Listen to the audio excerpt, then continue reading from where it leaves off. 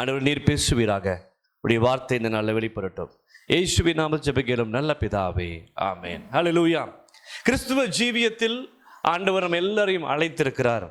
அந்த அழைப்பை குறித்து நம்ம இந்த நாளில் பார்க்க போகிறோம். ரோமர் 8:30 வாசிப்போம். ரோமர் 8:30 எடுத்தவங்க வாசிங்க. ரோமர் 8:30. எவர்களை முன்குறித்தாரோ அவர்களை அழைத்தும் இருக்கிறார். எவர்களை அழைத்தாரோ அவர்களை நீதிமான்களையும் ஆக்கியிருக்கிறார்.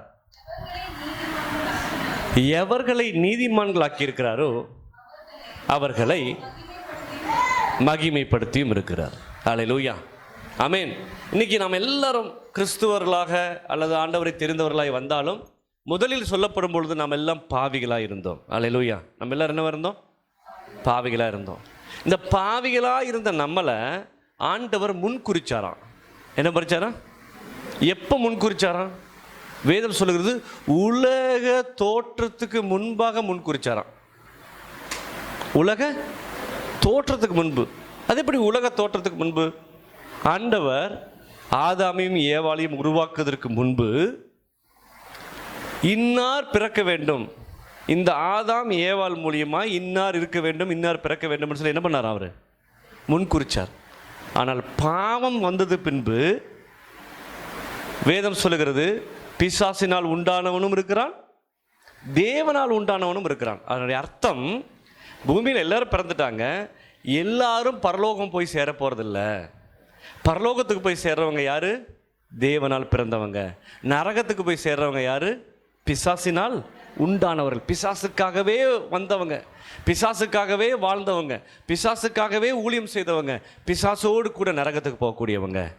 அப்ப தேவனால் பிறந்தவர்கள் உண்டு, பிசாசினால் பிறந்தவர்களும் உண்டாக்கப்பட்டவர்களும் உண்டு. சரி, இப்படி வச்சுக்கலாம்.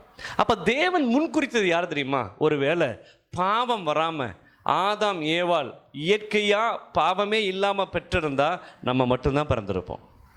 அல்லேலூயா. இந்த உலகத்தில் இருக்கிற துன்மார்க்கர்கள், கொடூரமானவர்கள், பிசாசுடைய தூதரில் இருக்கிறவங்க என்ன பண்ணியிருக்க மாட்டாங்க? பிறந்திருக்க மாட்டாங்க. அப்போ யோசித்து பாருங்க, தேவ சபைக்கு வந்திருக்கிற நீங்கள் எல்லாரையும் ஆண்டவர் முன்குறித்திருக்கிறார். அல்லேலூயா. அப்போ முன்குறிச்சவங்க இன்னும் இந்த உலகத்தில் இருக்கிறாங்க. ஒருவேளை ஹிந்துவாக இருக்கலாம், முஸ்லீமாக இருக்கலாம், அல்லது புத்திஸ்டாக இருக்கலாம். ஆனால் காலம் வரும் பொழுது ஆண்டவர் ஊழியக்காரர்களை கொண்டோ வசனத்தை கொண்டோ ஏதாவது ஒரு வழியிலை அவர்களை முன்குறித்து அழைத்து கொண்டு வருவார். அல்லேலூயா. எத்தனை பேர் விசுவாசிக்கிறீங்க? ஆமென். ஆண்டவர் ஏற்ற வேளையில், இப்போ போன வாரம் இந்த பிரதர் வந்திருக்காரு, டிரைவர் பிரதர். அவர் ஒரு நாள் கருங்கல் எடுக்கிறதுக்காக இங்கே வந்தார். எனக்கு பயங்கர ஆச்சரியம். இங்கே இருக்கிற கருங்கல் எடுக்கிறதுக்கு வந்தார். அப்போ மொட்டை அடிச்சிருந்தார், அடையாளமே தெரியல. இந்த வண்டிக்கு கொஞ்சம் வெல்டிங் அடிச்சு தரீங்களான்னு கேட்டார். நான் குமார்கிட்ட சொன்னேன், காசு வாங்காத, நீ என்ன பண்ணிடு, வெல்டிங் அடித்து கொடுக்குமாறு அப்படின்னு சொன்னேன். ஆனால் பாருங்கள், இந்த வாரம் சர்ச்சுக்கு உட்காந்துருக்குறாங்க. ஆமென். அப்போ தெய்வம் ஒருத்தரை முன்குறிச்சா எந்த வழியில் வேணாலும் அவர்களை கொண்டு வருவார். நீ விசுவாசிக்கணும். ஆமென். அப்போ ஆண்டவர் முன்குறிச்சு நம்மளை என்ன பண்ணியிருக்கிறாரா? இந்த பூமிக்கு வந்ததுக்கப்புறம் நம்மளை அழைக்கிறாரா, வா சபைக்கு வா, ஆண்டவரை விசுவாசி என்று பொதுவாக எல்லாரும் என்ன பண்ணுறோம்? டிவியில், ரோட்டில் ட்ராக்ஸ் கொடுக்குறாங்க, பைபிள் கொடுக்குறாங்க, பிரதர் எங்கள் சர்ச்சுக்கு வாங்கன்னு சொல்கிறாங்க, பிரதர் இயேசு தான் மெய்யான தெய்வம்னு சொல்லும்போது எல்லாருக்கும் அழைப்பு இருக்கிறது. என்ன இருக்குது? எல்லாருக்கும் அழைப்பு இருக்குது. ஆனால் அந்த அழைப்பு மட்டும் பத்தாது. அந்த அழைப்பு மட்டும் பத்தாது. அழைப்பு இருக்கிறவங்க சர்ச்சுக்கு வரலாம். அழைப்பு இருக்கிறவங்க அவசரப்பட்டு எமோஷனலாக ஞானஸ்நானம் எடுக்கலாம். அது பத்தாது. வேதம் சொல்கிறது, நீ தெரிந்து கொள்ள வேண்டும், தெரிந்து கொள்ளப்பட வேண்டும், அடுத்த கட்டத்துக்கு நீ வர வேண்டும். முதலாவது அழைப்பு பொதுவானது. ஆனால் தெரிந்து கொள்வது தான் மிக முக்கியம். Are you chosen? எக்ஸாம்பிள், நம்மளாம் ட்ரைனிங் போயிருக்கிறோம். ட்ரைனிங் 50 பேர் எடுப்பான். போஸ்ட் எத்தனை பேருக்கு வேணும்? 10 பேர் தான். மீது 40 பேர் கழிக்க போகிறாரு. அந்த 10 பேருக்கு நீ எலிஜிபிளாக இருக்கிறியான்னு பார்ப்பாரு. அதே போல் எல்லாரும், ஆனால் ஆண்டவர் சமூகத்தில் அப்படி இல்லை. 100 போஸ்ட்டுக்கு 100 பேர்த்தையும் கூப்பிட்டுருக்காரு. ஆனால் அந்த 100 பேரில் எல்லாரும் எலிஜிபிளாக இருக்கணுமான்னு பார்ப்பார். போஸ்ட்டு சேராட்டி, ஐயோ வேலைக்கு ஆள் வேணும்னு எல்லாத்தையும் கூப்பிடுற ஆள் அல்ல, உங்களை எல்லாத்தையும் அழைச்சிருக்கிறாரு. ஆனால் அழைச்ச நீங்கள் தெரிந்து கொள்ளப்பட்டவர்களாய் மாற வேண்டும் என்று சொல்லி வேதம் சொல்லுகிறது. ஆமேன். அதனால தான் மத்தேயு எழுதின சுவிசேஷம் 22:14 வாசிங்க. மத்தேயு 22:14.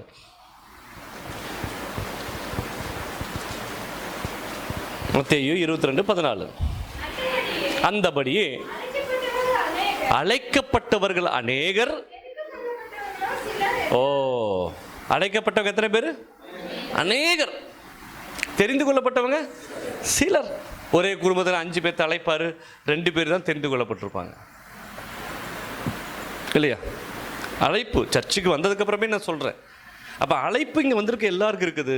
தெரிந்து கொள்ளுதல் உங்களுடைய வாழ்க்கையில் இருக்குதா என்று சொல்லி நீங்கள் பரிசோதிக்க வேண்டும். அதுக்கு ஒரு உதாரணமாக நம்ம பார்க்கலாம்.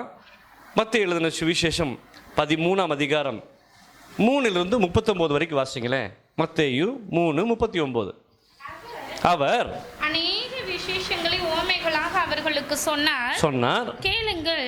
மத்தேயு 13ஆம் அதிகாரம் 3-39 வரைக்கும். கேளுங்கள். விதைக்கிறவன் ஒருவன் விதைக்க புறப்பட்டார். அவன் விதைக்கையில் சில விதை வழி அருகே விழுந்தது. பறவைகள் வந்து அதை பட்சித்து போட்டன. சில விதை அதிக மண்ணில்லாத கற்பாறையில் மேல் விழுந்தது. மண் ஆழமாய் இராததினால் அது சீக்கிரமாய் முளைத்தது. வெயில் ஏறின உடனே தீந்து போய் வேறு இல்லாமையினால் உலர்ந்து போயிற்று. சில விதை முள்ளு உள்ள இடங்களில் விதைந்தது. முள் வளர்ந்து அதை நெருக்கி போட்டது. சில விதையோ நல்ல நிலத்தில் விழுந்தது. சிலது 100ஆகவும் சிலது 60ஆகவும் சிலது 30ஆகவும் பலன் தந்தது. ஆமென். ஹல்லேலூயா. 4 விதமான இடங்களை ஆண்டவர் சொல்லுகிறார். ஒரு விவசாயி விதைக்கிறான். போகும்போது என்ன பண்ணுறான்? அவன் விதையை கொண்டு போகும்போது ரோட்டில் என்ன பண்ணிடுச்சு? விதைக்கிறான். மண் இருக்கிற மாதிரி இருக்குது, இங்கெல்லாம் முளைக்கட்டுமேன்னு போடுறான். 2வது, கற்பாறை இருக்கிற இடத்துல தெரியாமல் என்ன பண்ணிட்டான்? போடுறான். கற்பாறை கொஞ்சம் தான் மண் இருக்குது, கீழே கற்பாறை இருக்குது, இவனுக்கு தெரியல. வேர் வந்துச்சு. அந்த வேர் இன்னும் போகாம அந்த கற்பாறையில் அப்படியே நிற்கிறதுனால அது உலர்ந்து போயிடுச்சு. இன்னொன்று போட்டான், பக்கத்தில் முள் இருந்துச்சு, அந்த முள் வளராதுன்னு நினச்சிட்டு என்ன பண்ணிட்டான்? விதையை போட்டுட்டான். கொஞ்ச நாள் கழித்து பார்க்கும்போது அந்த முள் வந்து என்ன ஆயிடுச்சு? அந்த நெருக்கி போட்டது. 4வது நல்ல நிலத்தில் அவன் விதைச்சான். அது 30-60 பதில் கொடுத்தது. இப்போ வசனம் விதை, வசனம் விதை இல்லை. இந்த விதை என்னது? வசனம். நிலம் யாரு? நீங்க தான் நிலம். அப்ப நீங்க வழியருகே இருக்கிற நிலமா, கற்பாறை உள்ள நிலமா, முள்ளுள்ள நிலமா, நல்ல நிலமா? நீங்க தான் பரிசோதிக்கணுங்களே. ஹல்லேலூயா. அப்ப சீஷர்கள் கேட்குறாங்க, ஆண்டவரே இதனுடைய ஓமை எங்களுக்கு தெரியல, இதனுடைய அர்த்தத்தை சொல்லுங்கன்னு சொல்லும்போது ஆண்டவர் கீழே அவங்களுக்கு சொல்றாரு. வாசிங்க. அப்பொழுது சீஷர்கள் அவரிடத்தில் வந்து அவர்களுடைய உவமைகளாக பேசுகிறீர் என்று கேட்டார்கள். அவர்களுக்கு அவர் பிரதி உத்தரமாக பரலோக ராஜ்யத்தின் ரகசியங்களை. அதுக்கு கீழே வாசிங்க. ஆகையால் விதைக்கிறவனை பற்றிய உவமையை கேளுங்கள். ஒருவன் ராஜ்யத்தின் வசனத்தை கேட்டும், இந்த ராஜ்யத்துடைய வசனத்தை கேட்டும் உணராது இருக்கும் பொழுது பொல்லாங்கன் வந்து அவன் இருதயத்தில் விதைக்கப்பட்டதை பறித்துக் கொள்ளுகிறான். ஆமென். முதல் அழைக்கப்பட்டவங்க தான், ஆண்டவருக்கு பிரயோஜனமானவங்க தான். அவங்கள முதல்ல என்ன பண்ணுவாங்க? ஒரு அழைப்பை கொடுப்பாரு. நீங்கள் கேட்டிருப்பீங்க இல்லையா? அம்மா இருக்கிறாங்க, எல்லோரும் இருக்கீங்க, இயேசு தெய்வங்கன்னு சொல்லியிருப்பாங்க. உங்ககிட்ட சொன்னாங்களா இல்லையா? முதல்ல இல்லையா? நீங்கள் அந்த இயேசுகிட்ட போனீங்கன்னா வியாதி சௌக்கியமாகும்னு சொல்லுவாங்க. சொன்ன உடனே பிசாசு அடுத்த நாள் ஒரு ஆள் அனுப்புவான். இங்கே போயிடாத, மதம் மாற்றிடுவாங்க. அவ்வளோதான். பொல்லாங்கன் வந்து இவங்க நாளைக்கு போகலான்னு நினைப்பாங்க. அந்த இருதயத்தில் இருக்கிற வசனத்தை என்ன பண்ணுவான்? Replace by word. உங்களுக்கு ஒருத்தர் வார்த்தையினால உறுதிப்படுத்தியிருக்கிறாங்க, இங்கே போங்க சரியாகும், வசனம் எனக்கு சரியாச்சுங்க, நீங்கள் போங்கன்னு உறுதியாக சொல்லிட்டு போனோன்னே அடுத்த நாள் பிசாசு என்னைக்கு வராத சொந்தக்காரன் அன்றைக்கி வருவான். என்னைக்கு வராத ஒரு ஆள் வரும். அப்போ சொந்தக்காரங்க மூலியமா மற்றவங்க மூலியமாக வந்து இங்கே போகாதீங்க, கேட்காதீங்க, பைபிள் படிக்காதீங்கன்னு சொல்லுவாங்க. அதில் படித்து பார் உங்களுடைய வாழ்க்கை எப்படி இருக்கும் என்று சொல்லி. ஆமென். அப்போ நீங்கள் வழியரகும் இருக்கிற விதையா என்னைக்கும் மாறிடாதீங்க. கேட்டது மாத்திரமல்ல, ஆமென், கேட்ட உடனே அடுத்த நிமிடம் நீங்கள் ஓடி வருவர்களாக இருந்தால் உங்கள் வாழ்க்கை சொர்க்கமாய் மாறும். ஆமென். எத்தனையோ பேர்கிட்ட சொல்கிறோம், இயேசு நல்லவருங்க, விசுவாசிங்க, ஜோமனுங்க, வாங்கன்னு சொல்லும்போது அடுத்த நாள் சத்துரு வேறொரு ஆளை அனுப்பி அந்த இருதயத்தில் இருக்கிற அந்த வார்த்தையை எடுத்து போடுகிறான். அது வழியருகே இருந்த நிலம். 2வது நிலம் கற்பாறையின் மேல் இருக்கிற நிலம். வாசிங்க. கற்பாறை இடங்களில் விதைக்கப்பட்டவன் வசனத்தை கேட்டு உடனே அதை சந்தோஷத்தோடு ஏற்றுக்கொள்ளுகிறான். உடனே ஏத்துக்குவாங்க. ஆமாங்க, நான் நம்புறேங்க, இயேசுதான் தெய்வம். என்ன பண்ணுவாங்க? ஏற்றுக்கொண்டு ஆகிலும் தனக்குள்ளே வேறு இல்லாதவனாய் கொஞ்ச காலம் மாத்திரம் நிலைத்திருப்பான். வசனத்தின் நிமித்தம் உபத்திரவமும் துன்பமும் உண்டான உடனே இடரல் அடைவான். இன்னும் 2வது ஆள் என்ன தெரியுமா? சர்ச்சுக்கு வருவாங்க, ஏற்றுக்கொள்வாங்க, டபுள் மைண்டாகவே இருப்பாங்க. கொஞ்ச நாள் சரியாகுமா சரியாகாதா, சரியாகுமா சரியாகாதா. பிசாசு என்ன பண்ணுவான்? அப்போ தான் கொஞ்சம் பிரச்சனையை அதிகப்படுத்துவோம். அப்போ பயம் வரும். ஐயோ, அங்கே போகிறதுக்கு முன்னாடி பரவாயில்ல, இப்போ போகிறதுக்கு போய் என்ன ஆயிடுச்சு பிரச்சனை. போய் பார்த்துருக்கீங்களா டாக்டர்கிட்ட? மருத்துவமனையில் போனோன்னு மருந்து கொடுத்துருக்காங்களா? யாராச்சும் டெஸ்ட் எடுப்பாங்க, அதுக்கு முன்னாடி ட்ரிப்ஸ் போடுவாங்க, சொல்லுவாங்க 2 நாள் வெயிட் பண்ணுங்கள், ரிசல்ட் வந்ததுக்கப்புறம் தான் உங்களுக்கு என்ன பண்ணுவோம், மருந்து கொடுப்போம். என்னங்க காய்ச்சல் ரொம்ப அதிகமாகுது, அது ரொம்ப அதிகமாகி தான் கம்மியாகும். ஆனால் இந்த இதே மனசு தான் அதை ஏற்றுக்கும். ஏன்? டாக்டர் நம்புகிறோம். என்ன பண்ணுறோம்? டாக்டர் என்ன பண்ணுறோம்? நம்புகிறோம். ஐயோ, அவங்க பொய் சொல்ல மாட்டாங்க. நம்மளும் சொல்லுவோம், பிரதர் அப்படி தான் இருக்கும், சர்ச்சுக்கு வந்தால் கொஞ்சம் பிரச்சனை அதிகமாகும், கொஞ்சம் வெயிட் பண்ணுங்கள், எல்லாம் சரியாகணும். ஐயோ, இது நமக்கு அடுத்த நாள் போனால் அங்கே பட்டையை போட்டு 25,000 செலவு பண்ணி தகடு கட்டிகிட்டு இருக்கோன்ட்ருப்பாங்க. நம்ம இங்கே காசே கேட்டிருக்க மாட்டோம். அங்கே போனால் 25,000 50,000. அந்த நம்பிக்கை எதில் இருக்குது? அந்த தகடில் இருக்கிற நம்பிக்கை நீ இயேசு விட்டு வச்சுருந்தா இயேசு உன்னை வாழ வைத்திருப்பார். we should be wait, பொறுமையாக இருக்கணும். அப்போ 2வது வசனத்தை கேட்குறாங்க, ஏற்றுக்கொள்கிறாங்க, வேறு விடலை. நம்ம சொல்லுவோம், காலையில் முட்டி போட்டு ஜெபம் பண்ணுங்க, பண்ண மாட்டாங்க. சாயங்காலம் முட்டி போட்டு ஜெபம் பண்ணுங்க, பண்ண மாட்டாங்க. கொஞ்சம் வசனத்தை வாசிங்க, கேட்க மாட்டாங்க. கரெக்டாக எல்லா ஞாயிற்றுக்கிழமையும் வாங்க, கேட்க மாட்டாங்க. அதனால் வேறு இல்லாமல் ஒரு செடி வச்சு தண்ணி ஊற்றா என்ன ஆகும்? தண்ணி ஊற்றாட்டி என்ன ஆகும்? இல்லையா? அப்போ 2வது ஆளாக நீங்கள் இருக்கக்கூடாது. ஆமென். முதல்ல சொன்ன வசனத்தை வேறொருத்தர் வந்து சொல்லும் போது என்ன பண்ணக்கூடாது? லிசன் பண்ணக்கூடாது. இல்லை நான் தீர்மானம் பண்ணிட்டேன், ஏசு விட்ட நான் போகிறேன், நீ தீர்மானம் எடுத்துக்கணும். நம்பர் 1. நம்பர் 2, நீ வந்தது மாத்திரமல்ல, கேட்கறது மாத்திரமல்ல, உபத்திரம் வரும்போது, பிரச்சனை வரும்போது, நெருக்கடி வரும்போது அதை தாக்கு பிடிச்சி என்ன பண்ணணும்? வரணும். 3வது ஒரு ஆள் இருக்கு பாருங்க. இதெல்லாம் அழைப்பிலேயே இருக்குது, இன்னும் தெரிந்து கொள்ளலை. முள்ளுள்ள இடங்களில் விதைக்கப்பட்டவன் வசனத்தை கேட்கிறவனாய்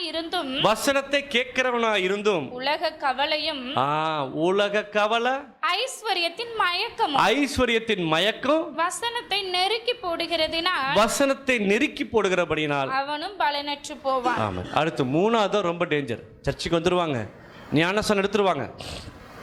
நம்ம இங்க சொல்லுவோம், சினிமா பார்க்காத அப்படின்னா அங்கே கருக்குன்னு இருக்கும். சினிமா என்னடா சினிமா பார்க்காதன்னு சொல்கிறாங்க, மேக்கப் போடாத அப்படின்னு சொன்னால் ஐயோ என்னடா மேக்கப்பு போடக்கூடாதுன்னு இவங்க சொல்கிறாங்க. உலக பிரகாரமாக இருக்காத, உன்னை நீ அழகுபடுத்திக்காத, இப்படிலாம் வசனத்தை சொல்லும் பொழுது அவங்களுக்கு என்னவா இருக்குது? ஒரு நெருடல். என்னது? ஐயோ சொந்தம் விட்டு போயிருமே, உறவு விட்டு போயிருமே, மொய் வராதே, இல்லை சீர் வச்சே ஆகணுமே, நம்ம சீர் வைக்காதுன்னு சொன்னால் அவங்களுக்கு என்ன இருக்கும் சொல்லுங்கள்? கொஞ்சம் கஷ்டமாக இருக்கும். அப்போ என்ன சொல்கிறது? முள். உன்னுடைய வாழ்க்கையில் இதெல்லாம் முள். நான் நிறைய டைம் சொல்லியிருக்கிறேன். நம்ம ஆளுங்க பாருங்கள், சண்டே சர்ச்சுக்கு வராமல் சாவுக்கு போவாங்க. எவ்வளோ தூரம்னாலும் போயிடுவாங்க. செத்தவனுக்கு தெரியாது நீங்கள் வந்தது. செத்தவனுக்கு மெனக்கட்டு 10 ரூபா வட்டிக்கு 5 ரூபா வட்டிக்கு கடன் வாங்கிட்டு என்ன பண்ணுவாங்க? அங்கே போவாங்க. வாழ்க்கை இதெல்லாம் தேவையான்னு யோசிக்கணும். நம்ம ஞாயிற்றுக்கிழமை தெய்வத்தை ஆராதிக்கணும், அதுக்கப்புறம் தான் மீதி எல்லாம். கோடி ரூபாய் கொடுத்தாலும் ஞாயிற்றுக்கிழமை நான் வேலை செய்ய மாட்டேன். 2வது என் தெய்வம் தான் எனக்கு ஃபஸ்ட்டு. அல்லேலூயா. மீதி தான் செகண்டு. அப்போ நம்ம என்ன பண்ணுறோம்? இந்த ப்ரிஃபரன்ஸ் கொடுக்குறோம். ஆண்டவரை தவிர இந்த உலகத்தில் வேறு எதுவுமே இல்லைங்க. நம்ம யோசிக்கிறதே இல்லை. எது இம்பார்ட்டன்ட் நம்ம வாழ்க்கையில் என்ன பண்ணுறதில்ல. நம்ம இதெல்லாம் பண்ணணுமா, இது வேணுமாங்கிறது எப்போது என்ன பண்ணணும்? பரிசோதிக்கணும். ஐஸ்வர்யத்தின் மயக்கம் சில பேருக்கு எப்போதும், ஐயோ பணம் சம்பாதிக்கணும், காசு வரணும், பணம் வரணும். அந்த பணம் தங்காது உனக்கு. ஆண்டவர் விசுவாசிச்சா உனக்கு எந்த அளவில் வரணும் அவரை வர வைப்பார். உங்களுடைய தேவைகளை அவர் பூர்த்திகரம் பண்ணுவார். உங்களுடைய கடன் பாரங்கள் எல்லாம் அவர் மாற்றுவார். உங்களுடைய எல்லா தேவைகளும் அவர் அறிந்திருக்கிறார். நீங்கள் விசுவாசிச்சா அது உங்களை வந்து தேரும். ஆமென். அல்லேலூயா. அப்போ கற்பாறையில் போட்ட முள்ளுள்ள இடங்களில் போட்டவன் இதுவும் வளரும், முள்ளு வளரும். என்னது? வசனமும் வளரும், முள்ளு வளரும். சினிமாவும் விட முடியாது. காலையில் எங்கள் வசனம் கேட்பா, சாயங்காலம் சினிமா போவான். கொஞ்ச நாள் கழித்து வசனம் கம்மியாயிரும், சினிமா அதிகமாயிரும். அது இவனை ஆளுகை செய்திடும். அடுத்து ஃப்ரெண்ட்ஸ், சர்ச்சுக்கு வருவான், அதீத ஃப்ரெண்ட்ஸ் வச்சுருப்பான். ராத்திரி 12 மணிக்கு வீட்டுக்கு வருவான். கொஞ்ச நாள் ஆகும், வசனத்தை கம்மி பண்ணி அது பெருசாகும், உன்னை நெருக்கி போடும். அடுத்து உலக கவலை, கஷ்டம், நல்லா வாழணுங்கிற ஆசை, இது எல்லாம் உன்னை என்ன பண்ணிடும்? அமுக்கிறோம். 4வது வசனம் வாசிங்களேன். நல்ல நிலத்தில் விதைக்கப்பட்டவர்கள், வசனத்தை கேட்கிறவனும் உணர்கிறவனாய் இருக்கிறவனும் 100ஆகவும் 60ஆகவும் 30ஆகவும் பலன் தருவான். பலன்னா என்ன தெரியுமா? நீங்க இல்ல, ஆண்டவர் கொடுக்கிற பலன். அல்லேலூயா. நீங்க விசுவாசிக்கணும். இந்த வசனம் சொல்லுது பாருங்க, கட் பண்ணி விடுங்க. இந்த வசனம் சொல்ற விஷயம், ஆண்டவர் சொல்ற ஒரே ஒரு காரியம். நல்ல நிலத்தில் விதைத்தவன் வசனத்தை கேட்பான், சர்ச்சுக்கு ஓடி வருவான், ஆராதிப்பான், காணிக்க கொடுப்பான், காலையில் முட்டி போட்டு ஜெபம் பண்ணுவான், சாயங்காலம் முட்டி போட்டு ஜெபம் பண்ணுவான், வசனத்தை கேட்பான். பாஸ்டர், இந்த வசனத்தின்படி நான் இருக்கணுமா? நான் என்ன கரெக்ட் பண்ணுறது என்ன இருக்குது? என் தப்பெல்லாம் என்ன? நான் எதெல்லாம் மாற்றணும்னு சொல்லி தன்னை சரிப்படுத்தி கொண்டே இருக்கும் பொழுது ஆண்டவர் அவனை உயர்த்து கொண்டே இருப்பார். ஹல்லேலூயா. எனக்கு இத்தனை பேர் இருந்தீங்க. அந்த இத்தனை பேர் இருக்கும் பொழுது நிறைய பாஸ்டர்ஸ் வந்துட்டு இருந்தாங்க. அதில் 2 பிரதான பாஸ்டர், ஒருத்தர் 9 படிச்சிருக்காரு, ஒருத்தர் 10 படிச்சிருக்காரு. ஒருத்தர் 9, ஒருத்தர் 10. அந்த பெரிய பாஸ்டர் படித்தது 9. அவர் என்ன பண்ணுவார் தெரியுங்களா? காலையில் சாராயம் குடிக்கிறதுக்கு, ராத்திரி சினிமா பார்க்குறதுக்கும், நைட்டு சினிமா பார்த்துட்டு வர வழியில் தென்னை மரத்தில் ஏறி 5 கொலையை கட் பண்ணி போட்டுட்டு அதை விற்று அடுத்த நாள் சாராயம் குடிச்சு அன்றைக்கி நைட் சினிமாவுக்கு போவாராம். இப்படி ரொம்ப வருஷமாக பண்ணிட்டு இருந்தாராம். அவங்க அம்மா ஒரு நாள் முட்டி போட்டு ஜெபம் பண்ணி, ஆண்டவரே இன்னைக்கு என் பையனை நீங்கள் சந்திக்கணும், இன்னைக்கு என் பையனை ரட்சிக்கப்பட வைக்கணும்னு சொல்லி முட்டி போட்டு ஜெபம் பண்ணும்போது ராத்திரி ஒரு பெரிய வெளிச்சம் வந்துச்சான். ஆண்டவர் அவரோட பேசி அவர் ஊழியக்காரனாக மாறினார். அந்த பக்கம் வினோத் பாஸ்டர் குண்டா இருக்கார் பார்த்தீங்களா? வாரத்துக்கு எப்படி 4 பாட்டில் குடிச்சிருவாராம். ஒரு நாளைக்கு 20 சிகரெட் குடிப்பாராமா. எங்கேயோ குடிச்சிட்டு போய் நீர்வீழ்ச்சியில் விழும்போது உள்ளே போயிருச்சான் தண்ணிக்குள்ளே அவர். ஆனால் போய் செத்துட்டே நினைக்கும்போது திடீர்னு பார்த்தா 5 மணி நேரம் கழித்து பார்த்தா தரையில் கிடக்கிறாராம். அவருக்கு பைத்தியம் பிடிச்சிச்சு. யார் என்னை அந்த நீர்வீழ்ச்சியில் விழுந்தனே, யார் என்னை தூக்கி போட்டிருக்க முடியும்? இவ்வளோ குண்டா இருப்பாராம். அப்போ ஃப்ரெண்ட்ஸுக்கெல்லாம் கேட்டால், நாங்கள் தூக்கி போடலடா, நீ எங்கேயோ போயிட்ட, உன்னை காணும், நாங்களும் வந்துட்டோம். கடைசியில் ஃப்ரெண்டு கூப்பிட்டானா, சர்ச்சுக்கு வாடா. இவர் சர்ச்சுக்கு போக மாட்டாராம். அங்கே சர்ச்சில் போய் கால் வச்சோன்னே அந்த பாஸ்டர் பேசினாராம், நானே வழி, நானே சத்தியம், நானே ஜீவன். அப்படி சொன்னோன்னே கீழே விழுந்து 5 மணி நேரம் அழுதாராம் பிசாசு போராட்டத்தில். இன்னைக்கு அவர் பாஸ்டா இருக்காரு. அவரை நம்பி வந்தவர்களை அவர் கைவிட்டதில்லை. அவரை மேன்மையுள்ளவராய் மாற்றுவார், உயர்ந்தவர்களாய் மாற்றுவார். உங்கள் வாழ்க்கை இதை விட மேம்பட்டு வரும். ஒருவேளை இன்னைக்கு சூழ்நிலை ரொம்ப, உங்கள் வாழ்க்கை ஒருவேளை பண விஷயத்தில் கம்மியாக இருக்கலாம், பொருள் விஷயத்தில் கம்மியாக இருக்கலாம், ஒரு வாகனம் இல்லாமல் இருக்கலாம், ஒரு நல்ல சொந்த வீடு இல்லாமல் இருக்கலாம். நீங்கள் விசுவாசிங்க, எங்களுக்கு செய்தவர் எங்களை காட்டிலும் மேன்மையானது உங்களுக்கு செய்வார். அவர் எதிர்பார்க்கறது அர்ப்பணிப்பு. எடுத்த தீர்மானத்தில் உறுதியாக இருக்கணும். முன் வச்ச காலை பின் வைக்கக்கூடாது. ஆண்டவர் தான் சொன்னால், ஆண்டவரை நீங்கள் விசுவாசித்து வந்தீங்கன்னா உங்கள் வாழ்க்கை படிப்படியாய் ஆண்டவர் கொண்டு வருவார். எத்தனை பேர் விசுவாசிக்கிறீங்க? அல்லேலூயா. அப்படியே உட்காந்து கண்களை மூடி ஜெபிப்போமா? பரிசுத்தமுள்ள நல்ல பிதாவே, இந்த ஆசீர்வதிக்கப்பட்ட காலவேளைக்காய் நன்றி செலுத்துகிறேன். வந்திருக்கிற ஒவ்வொருவருக்காய் நாங்கள் ஜெபிக்கிறோப்பா.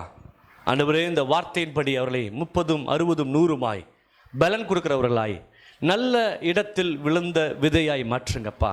உலக சிநேகம், ஐஸ்வர்யத்தின் மயக்கம் வராதபடிக்கு பாதுகாத்துக் கொள்ளுங்க. ஆண்டவரே தரித்திரம் வராதபடிக்கு பாதுகாத்துக் கொள்ளுங்க. கடனாளியாய் வராதபடிக்கு பாதுகாத்துக் கொள்ளுங்க.